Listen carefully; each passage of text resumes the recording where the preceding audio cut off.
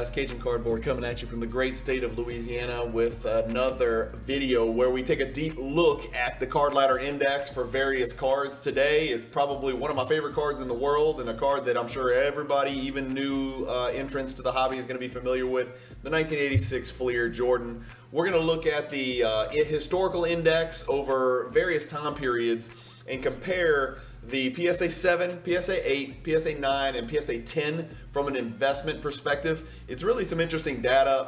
I know I'm kind of nerdy. I'm about to nerd out on y'all and go really crazy with some math stuff, but I like to take a step back, especially with all of the trends. If you look at cards over the last year, everything looks awful because you're measuring the beginning data point from the 2021 bubble or just after the 2021 bubble when prices started to correct. I don't want to call it a crash because, again, we're going to take a look at this. You'll see cards over the last 2 years have still done really well. So if you can kind of eliminate what they call that middle finger or that Mount Everest that's right in the middle, and you start 2 years ago and look at today, basketball cards, generally speaking, are doing pretty well. Even the Jordan card, which was kind of the face of the hobby crash, right?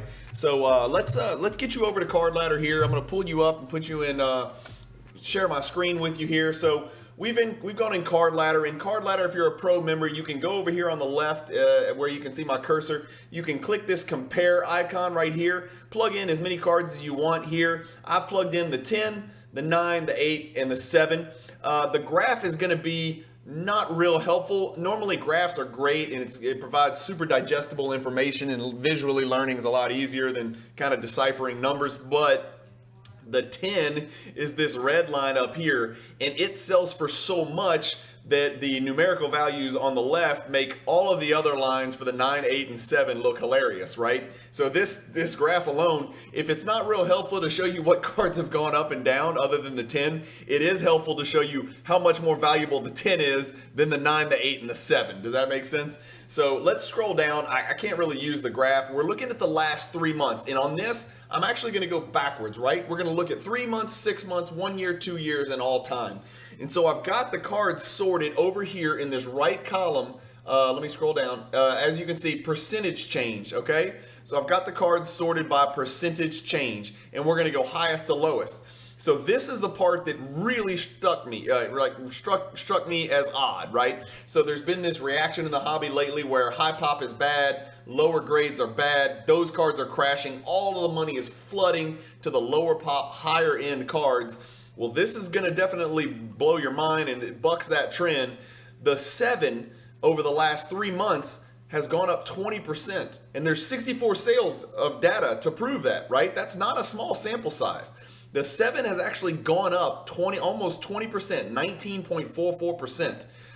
So investing in a 7 3 months ago at the starting value of $5,400, the last sold was $6,450.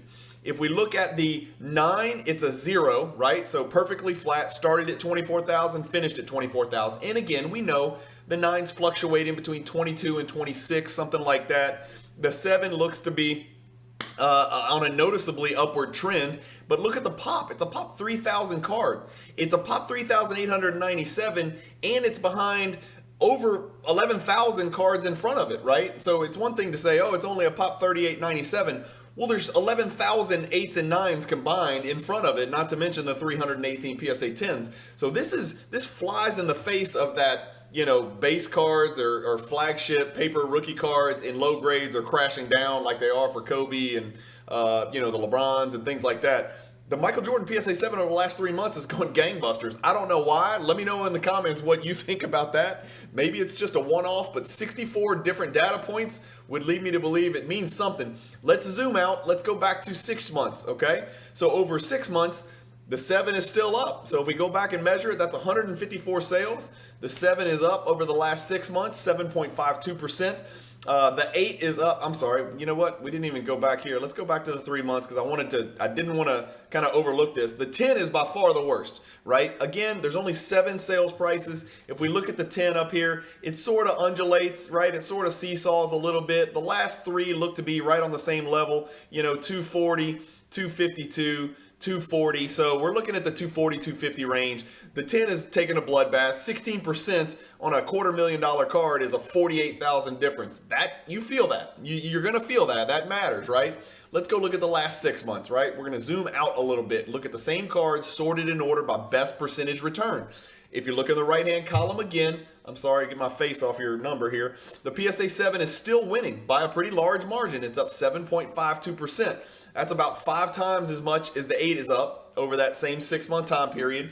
The 9 is down, the 10 is down. So again, it's flip-flopping, right? It's the opposite. You would think that the more valuable, higher-end, lower pop card would be doing better.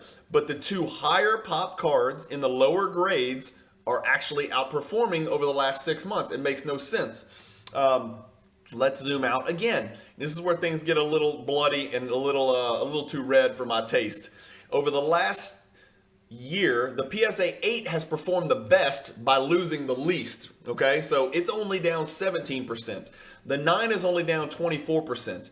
The 7 over the last year is down 37.98%, and the 10 is down 42%. Okay. If we scroll out to 2 years, and this is what I keep trying to explain to people, stop using the 1 year chart. It's a little bit misleading. If it's a high enough pop card, you can use the last 3 months and 6 months and get an idea of what's going on with the card and the market. Stop using the last 1 year because you're starting at the top of Mount Everest. It doesn't make any sense, right? It's always going to be negative. For almost every card in the hobby, it's going to be negative. Almost, I'm not saying all, but the vast majority.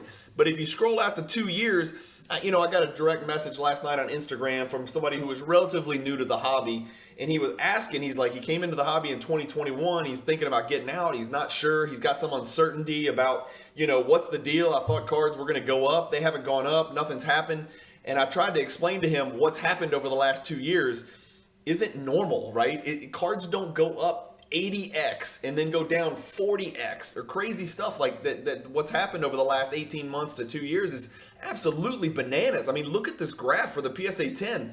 That is not normal. It's not just an increase or a steep curve. It's a straight line up. I mean, the PSA 10 went from, what is this? Let me try to get this price point from 720.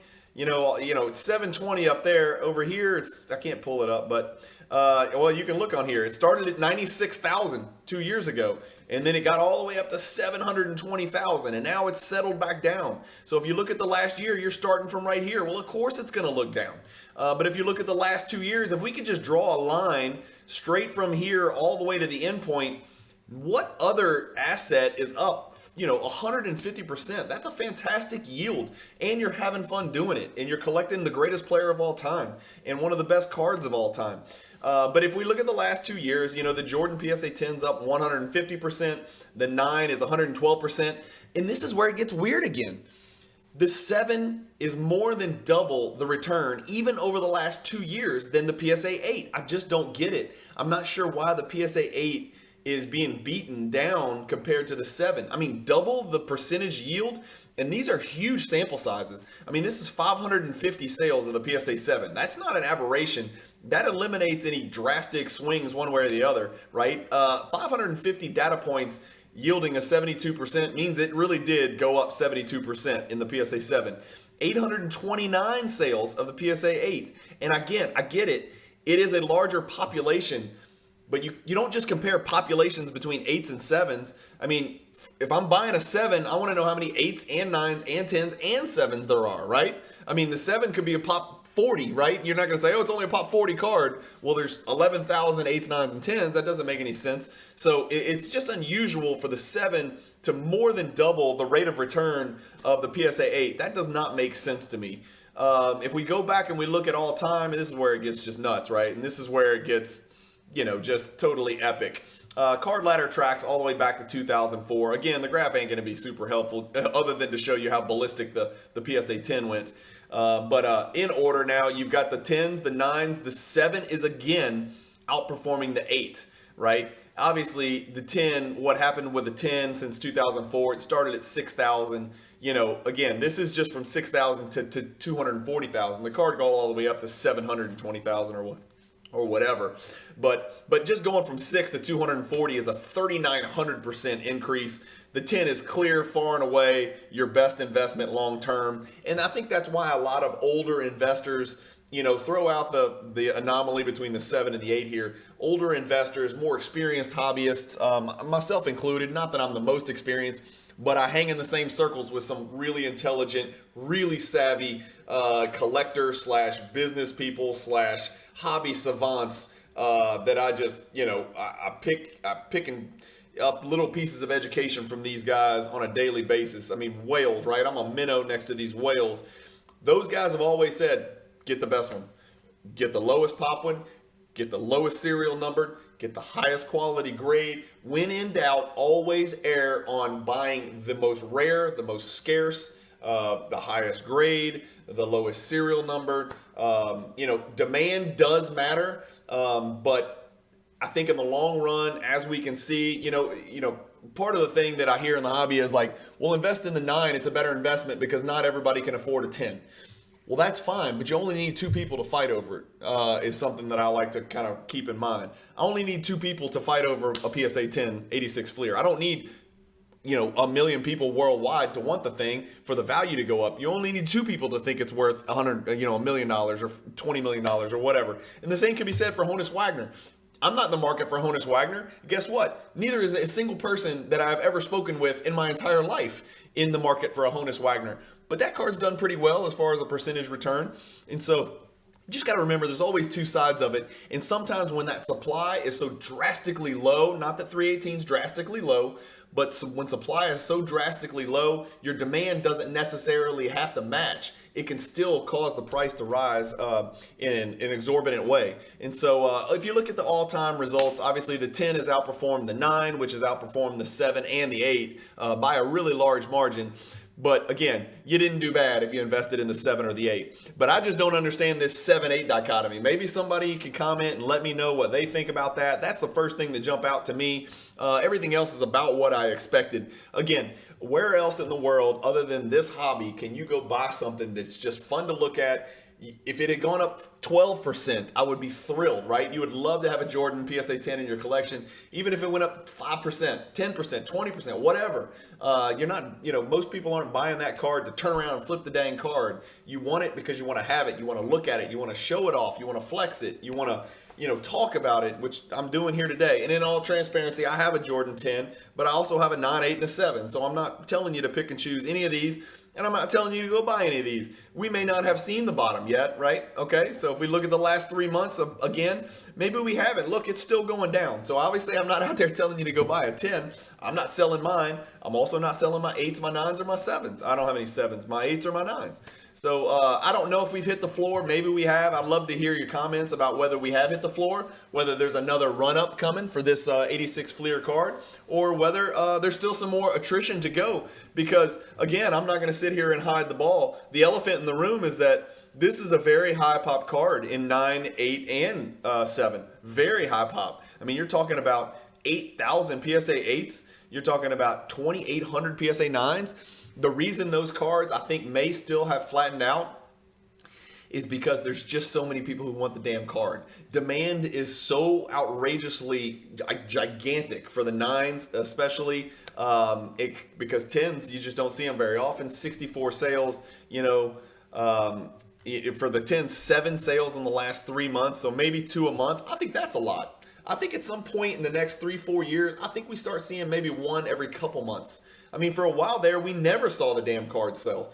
Or very rarely. And then, when the card ran up like crazy, I mean, so many people were into it for $10,000, $12,000, $20,000 that when it got to $500,000 or $1 million, $700,000, well, shit, everybody, excuse my language, everybody flooded the market and put their cards out there for sale. And when that happens, demand stays there, but supply goes way down. So it's just something to keep in mind, supply and demand. But anyway, let me know what you guys think about these indexes. Really, I don't have any much here to conclude. I thought the 7-8 dichotomy was odd. I expected to see the 10 and the 9 outperform the 8 and the 7 historically since the year 2004. So nothing really there that's too much of a surprise. I like looking at these card ladder indexes. I'm going to do another video right after this and compare the sticker because I'm curious about the sticker. And then I'm going to do a third video, and this may sound duplicative and repetitive, but bear with me. I'm going to do another video comparing the Jordan sticker versus the Jordan base 86 Fleer. And again, it's my channel. I love 86 Fleer. It's one of my favorite sets to collect. It's one of my favorite things to talk about. You can call me a pump and dumper or a hyper or whatever. I really don't care. I know a lot of people who love that set and a lot of people who care about the history of it and the origin of it and love collecting it and love set collecting that. So I'm going to do a lot of 86 Fleer stuff coming up in the next 30 to 60 days just to kind of look at some of this stuff a little bit closer. I'm going to do another video where we look at the Hall of Fame rookie cards in that 86 Fleer set. And I'm going to give you my opinion in order of which ones priced, appropriately, which ones I think might be overpriced, which ones I think might be underpriced, because I've got two candidates. I'm going to go look at the indexes a lot closer over the last, 2 years, year, 6 months, 3 months, month, and make sure. But I think there's two cards in there for Hall of Fame rookie cards in the 1986 Fleer set based on their population that I think are a little bit underpriced, to be quite honest with you, based on what they achieved in the NBA. So keep watching the channel. I appreciate you guys tuning in. I hope you like these index things. Again, I'm a deep dive, detailed data nerd where I'm going to get all mathy on you, and I know that's not for everybody, but this is stuff that I definitely enjoy talking about. So hopefully you guys like it. If you don't, let me know in the comments, and if you do, let me know in the comments. Anyway, appreciate you guys watching. Keep collecting, stay positive in the hobby, and peace.